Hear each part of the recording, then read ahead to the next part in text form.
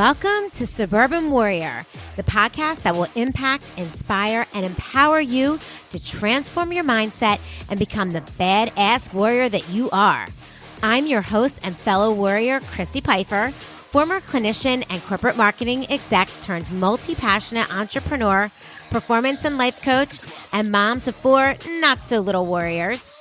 Each week, I will bring you honest conversations with inspiring guests to share their stories of resilience, optimism, success, and simple yet effective strategies so that you transform your thoughts and change your behavior to get the results you want in your life. You will be empowered to take action, warrior up, and believe in you. Let's do this. What's up, warriors? Welcome back to another episode of the Suburban Warrior podcast. And you know, I am back here today with yet another suburban warrior who is here to share her story. And I'm so excited because, you know, having owned my own business, my own coaching business for about the last 11 years, I've also worked with 2 multi-level marketing companies, one at a pretty high level as a vice president. I've learned to launch a podcast, and here I am. And lately I'm working on Suburban Warrior Apparel. And what I know about building all of these businesses and working towards them is that it is really difficult. And being an entrepreneur is not easy. And it takes resilience and effort and a lot of hard work. And that's why I love this podcast to highlight female entrepreneurs. And also I just love to support female businesses, female-owned businesses, any chance that I get. So today's guest is a female entrepreneur who is not only super successful herself and built her own online business, but she helps other women to do the same. So I'm really super excited to welcome Lori Ervin to the podcast. And I'm going to tell you a little bit about Lori. So Lori is a well-known business and mindset coach. And through her digital courses, her coaching programs, her masterminds, her highly engaging social media content, and her podcast, Level Up with Lori, she inspires women to build a business alongside a life they love. She leads life by example, being a mom of incredible and active boys who believes in leading an aligned life means being present and passionate in all she does. Her mission is to empower women to be honest about what they want in life and then go out there and get it. Combining her background in business, marketing, and advertising with her track record of being a leader in the network marketing industry. Lori is the kind of coach who becomes your biggest cheerleader while pushing you to dream bigger and see what is possible. I love every single word in that bio, Lori. Welcome to the podcast. Thank you. Yeah, it's so awesome to have you here. I truly do. I mean, reading that, I just get so excited about everything that you're going to share. I listened to my own bio. I know. It is kind of weird, right? Yeah. Well, welcome to the podcast, and let's dive right into it. I know, obviously, you have a very successful online business. You're an awesome coach, and you help a lot of other women, to build their businesses as well. But let's get to how you got there. Where was your turning point, or what got you to say, okay, I'm going to be an entrepreneur and this is what I want? I always joke that I think I was born an entrepreneur. I'm a serial entrepreneur. I've been doing dabbling in different things for years. In my 20s, I started a wedding planning business, and I did that for maybe 6 to 8 years until I became a teacher and didn't want to give up both the school year and the summers. Then with my second son was born, I started an online children's consignment store on Facebook, which was massive, but ridiculous. I think I worked around the clock to clear about $300 a month. But at that time, $300 meant a lot to us. So, and then I kind of fell into network marketing right before my third son was born. So all of my boys are within 2.5 years of one another. And, what better time to start a business than when you have 3 babies in diapers, right? Exactly. I mean, why not? You're not busy at all. Right. Exactly. You need something to do in your spare time. Right. So our house was broken into, and I needed to replace all of my jewelry. And so I think a lot of people get into network marketing in similar kind of instances, right? Like it's just, you don't necessarily mean to start a business. You just find a product that you love, you want more of it, and it makes a lot more sense to get on the inside of that. And then being the serial entrepreneur, I started to take a closer look at kind of the structure of what network marketing was, because I had all of those negative connotations in my head. I used to run from the people, right? Like I would be the girl that was not going to the parties. I was not supporting. And because I'd heard all those things and I believed them to be true. And then once I saw the inside, I was like, wow, like I felt like I was sitting on a gold mine. Yeah. And I do think that is sort of the thought process of a lot of women and a lot of people that, network marketing, people do sort of run from it. That's everyone's like initial thought. And I know for me, just prior to getting in network marketing myself, I did go to the parties and I did support, but it wasn't for me until I found products that I was really passionate about. And then I was like, this could be fun, and sort of like a why not attitude until you get in, and then you realize just how lucrative and fun it could be being a part of like a like-minded community for that, for whatever it is that you're looking for. Wait, real quick. So I do have to, has nothing to do with the podcast, but where are you from? Because tell our listeners, because I know you have a super cool accent. I always laugh because I'm like, I have an accent? Really? I know. Right. I am from Ontario, Canada. Yeah, exactly. Okay. Awesome. I love it. So your accent, my voice is so boring. Yeah. So, right. People, I live in Pennsylvania. I grew up in South Jersey, but yet everyone that I meet thinks that I'm from New York, which I'm not, but so, okay. So Canada, so you're far, I'm recording from outside of Philadelphia, so it is fun to hear where people are from.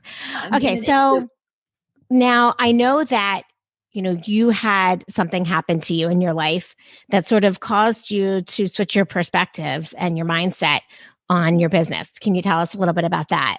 Yeah, absolutely. I was a full-time teacher when I had my boys and when I got started in network marketing. And I went back to work when my boys were 1, 2, and 3 full-time. And I was commuting an hour or two in from work. So it was a lot to juggle. And about 4 months in, I was in what I would call a life-changing car accident, in that I walked away with all of my limbs intact. I was actually hit by a transport truck on a major highway here, and then by 3 or 4 more vehicles as I was kind of spinning on the highway, and then landed headfirst in the median. Oh my God. I remember getting out of the car and like feeling my arms and my legs and being like, okay,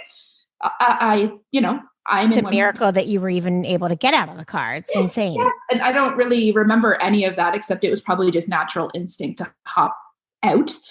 And it wasn't for a couple of days that I really realized that there was something off. And so I suffered what is called a mild brain injury, but the word mild is a very interesting one when it comes to brain injuries, because I don't know if there is a mild sense of a brain injury, because I was never able to get back into teaching. I went through years and years of therapy, and right after the accident, I was at a pretty strong place in my business. I wasn't all in, obviously, because I was still teaching full time, but I had started to experience that level of success and leadership. And I was really, really excited with where I was going inside my business.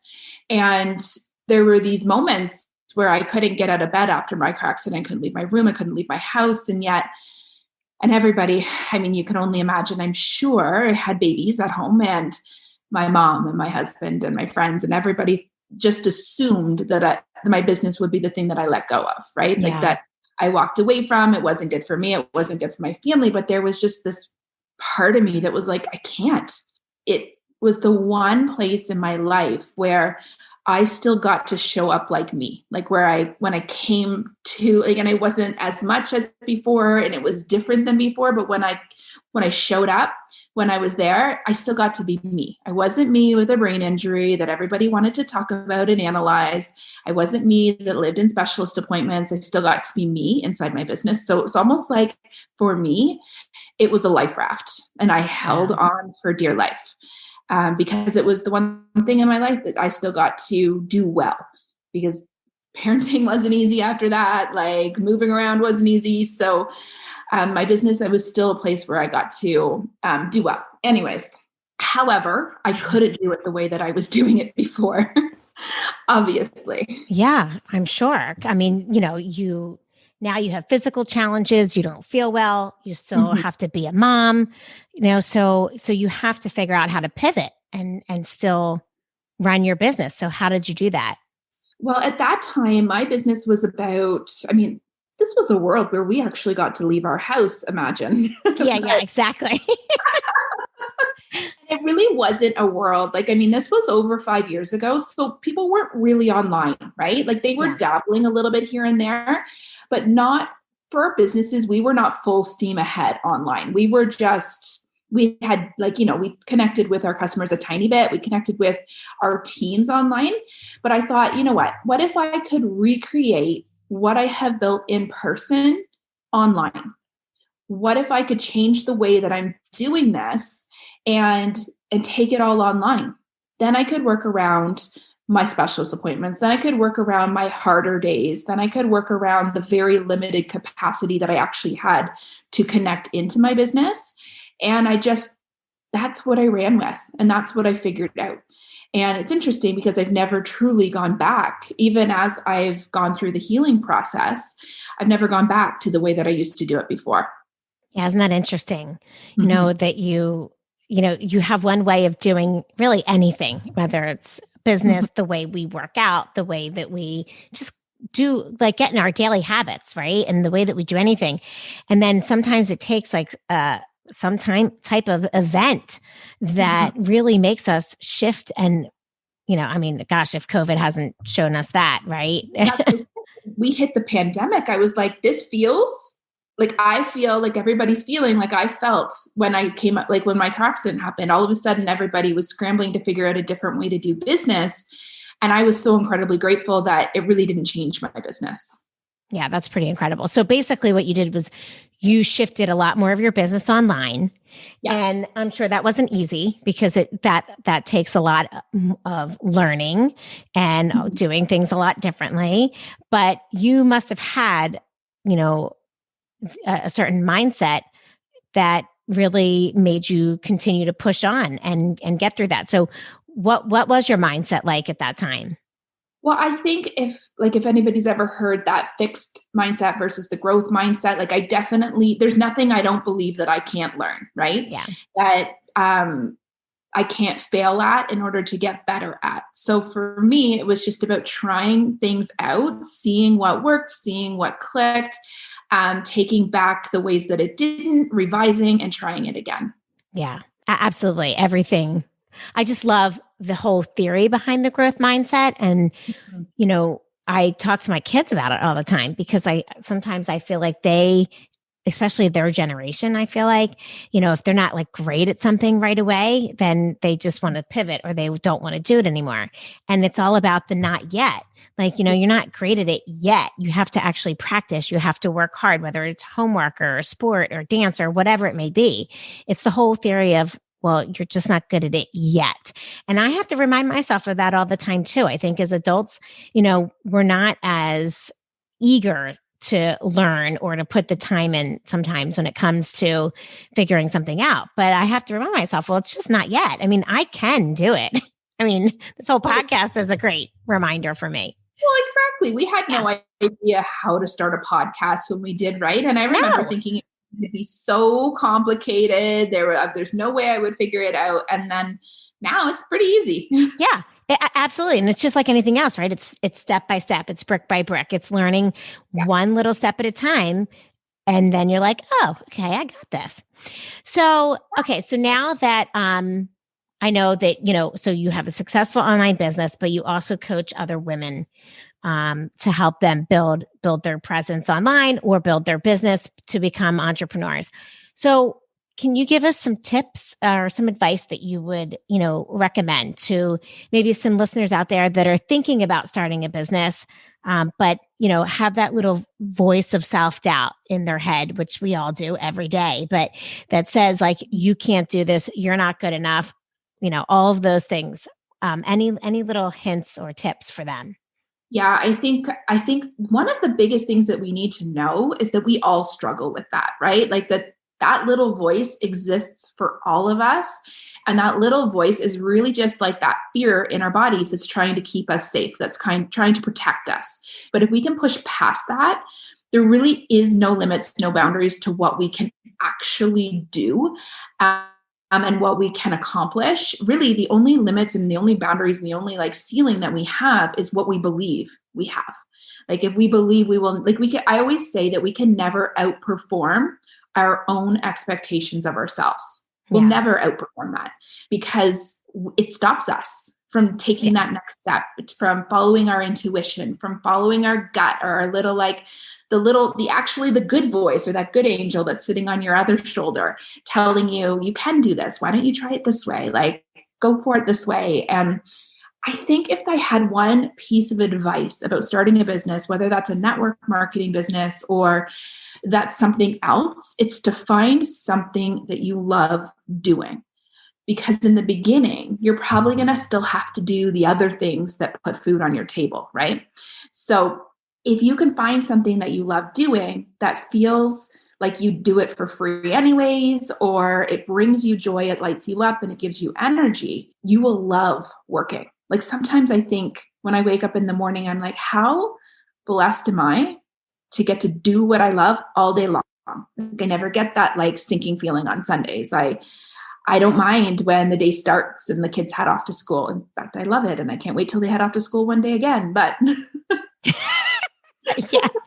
One day it's going to happen. It's going to happen.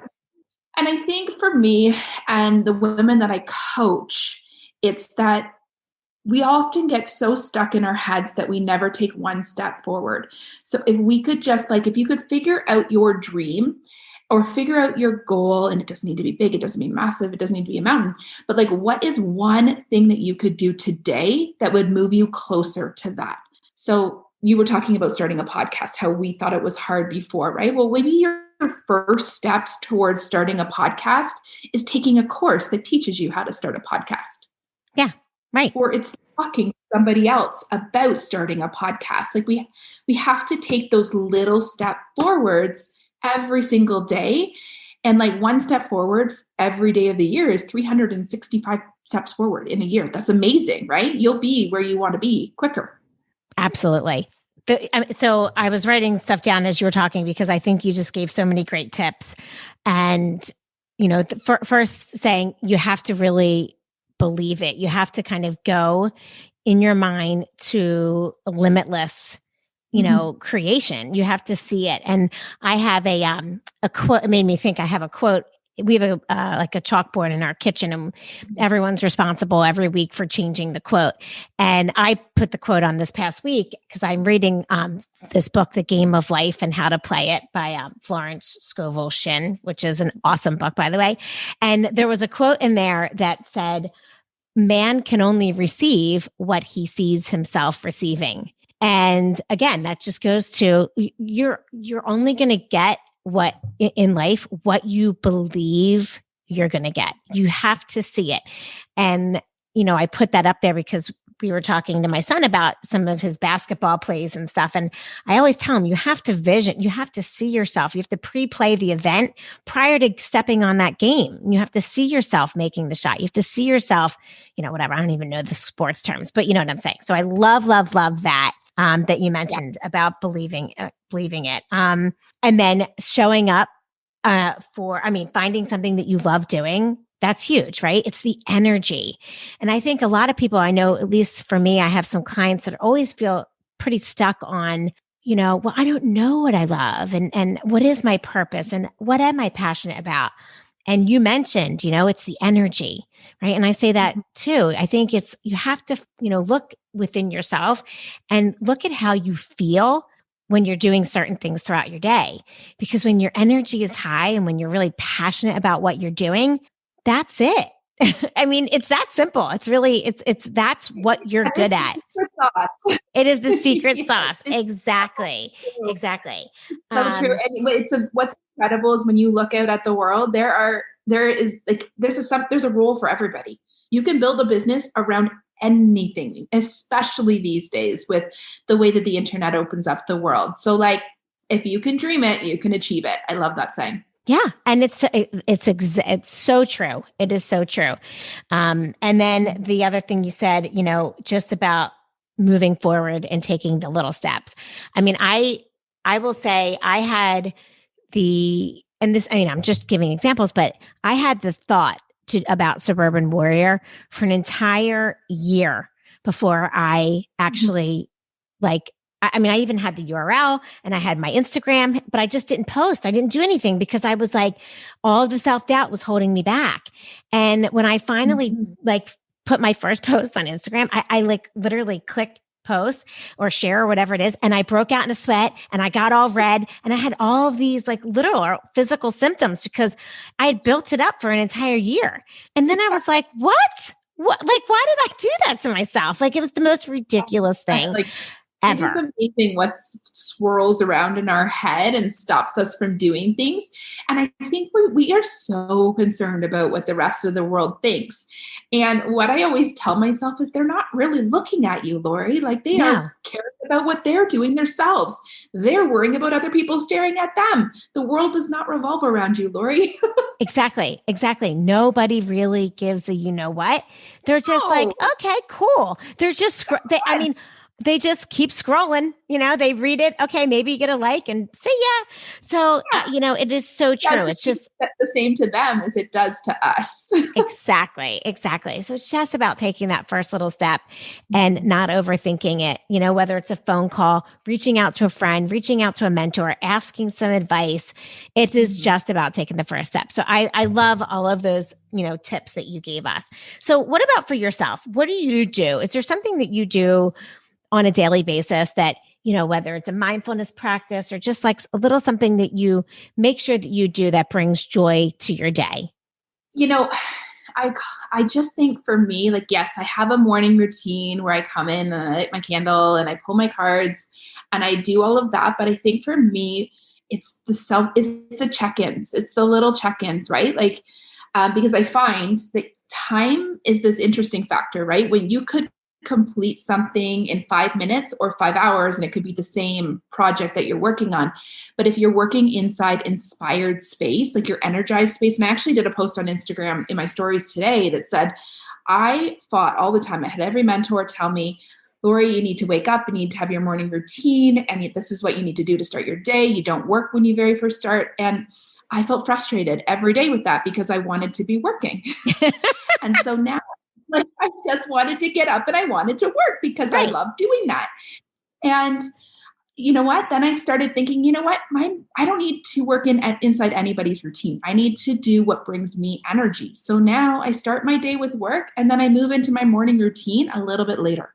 Yeah. And for me, that's what works. Listening to my body, my brain, and where my energy is pulled works for me, because then something that may take me 5 hours to force out later takes me 20 minutes when my brain is at its optimal. Yeah, exactly. Yeah. So it's sort of, like giving yourself permission. It is to just live into who you are meant to be. And I am meant to work early in the morning. Yeah. No, what's so funny that you say that? I feel you on that because I too have been told, don't look at your email, don't look at your phone, focus it. Cause I do, I write my gratitude journal and I read some passages in the morning and that sort of thing. And I have found that I feel so much better when I can just shoot through my email and delete and get through it. I get through it. I feel productive. And then I can actually do that personal development and business development, which I highly recommend for every human out there. Like, I don't think our businesses can ever grow bigger than our minds. So we do need to invest in that personal and business development. But I need to clear my slate before I can give that my all. And for me, that's what works. And I think it's also about trying to live into who you are rather than to live up to what somebody else, like the example somebody else says. I can't be my coach. She's incredible. Right. She's amazing. And I just need to take the things that from her that work for me and then do the things that work for me. Yeah, I love that. I love that you just said that because I do think that people, women specifically, and myself, I mean, I think we all do it. We all kind of get into a trap of, looking at people that are ahead of us, that are more successful, bigger businesses, whatever it may be. Mhm. And then just decide to sort of like stay small, or I can't do that, or wow, look at her. And I do think that is such a great perspective of, you can't be your coach or you can't be XYZ person because that's not you. You're working on And it you. wasn't meant to be them. Yeah, I was meant to absolutely. learn from them, but I meant to be me. And the second we start showing up and being real and being ourselves, like things start to click. Yeah. And how do you think, like, what do you think? I mean, obviously, that's what we want to tell ourselves in our mind, like, okay, no, don't compare. But like, how do you think someone can get there? If someone is struggling with, staying stuck, That right? comparison game. Yeah. Yeah. If they're stuck because they're looking and they think, well, I can't do that, or they're better than me, or I'm too busy, all the excuses. Yeah. Like, what advice do you have for I someone think who's we just all stuck? have like really unique gifts, right? And it's knowing what our gifts are and then trying to just lead with those. Because I do see a lot of women that fall into that comparison game and it really overwhelms and gets them stuck. For me, what's interesting for me is I've never really, like, I sometimes feel like that. Everybody struggles like that. Of course. But at the same time, I look at other women and I think, like, if she can do that, that means that's available to me too. Right? Like, if someone out there is making $1 million doing something that they love, that means that anybody has the capability to rise to that. Anybody does. And especially inside network marketing, if you're watching someone at the top of your company achieve a certain level of success, it means that that's easy for you to do too, because it's available inside that comp plan or that structure or whatever. So I think instead of saying like, why not me, being like, I am myself, like I can be just like her, or I Yeah, can take like some things, like anything is available to any of us. absolutely. And I love that you said that instead of saying, why not me? Because I say that's sort of what I say, as in, why not me? Like, Right. if they can do it, why not me? Like, it doesn't, if it is available, to your point, if it's out there and it's available, why not me? I could do Exactly. it. It's just, it's the belief, it's taking the little steps and doing all of the little things out there to, Yeah, get it's us to where we want to actually a be. little bit of intuition, right? Like, it's the intuition that will say, you know what, you should reach out to this person and ask about this. And you're like, and then your intuition gets squashed by your Mhm. fear and your brain over analyzing it. Do the thing before you even overthink it. Just do it. Yeah. That That's little nudge. Listen to the nudges. Love that. I love that. Do the thing before you even overthink it. I Mhm. mean, that could be just like, boom. That's it. Amazing. Just, Like, the biggest booms in my life have yeah, been from like a one sentence that I throw out to somebody before I panicked and didn't do it. right. Exactly. Because that's the thing. As soon as we start to overthink it, all of the, well, what if this? And I don't know about that. And that's going to be too hard. You Just know do what it. needs a pro and con list these days? Like, we need to like get over that. Yes. Oh, I love it. Just listen to the intuition and listen to your gut. Mhm. Oh, I love it. Lori, tell us, you just dispensed so much great advice for everyone that I really want everyone to kind of just let it all sink in, right? Let that all sink in and then just take action. So tell everyone where they can find you. Yeah, probably the best place to find me is on Instagram. Okay. And I am at This Is Life with Lori. And Lori is spelled Lori. I love it. This is Life with Lori. That's awesome. And I'm sure they can, once they get to your Instagram, they can link to your website. Yep, absolutely. Awesome. Oh my gosh. Well, Lori, thank you so much for sharing your story. It is really a pretty incredible story. Having gone through what you went through with the traumatic accident and then, having health issues that really had to, shift your business and pivot. And then I think it's amazing that you did that, being a mom, owning your own business and really shifting it to a completely different platform than what you were used to. It's really incredible. And it takes a lot of courage and, a lot of following your intuition to do that. So thank you for sharing your story to inspire others and for being here today. Really appreciate it. Well, thank you so much for having me. Absolutely. All right, guys, if you want to check Lori out, you can go to her Instagram. This is Life with Lori. And I want to thank you all for being here. We would love to hear your feedback on this episode. So drop us a comment and don't forget to subscribe, rate, and review on Apple Podcasts. And we will see you guys next week with another Suburban Warrior story for you. See you guys.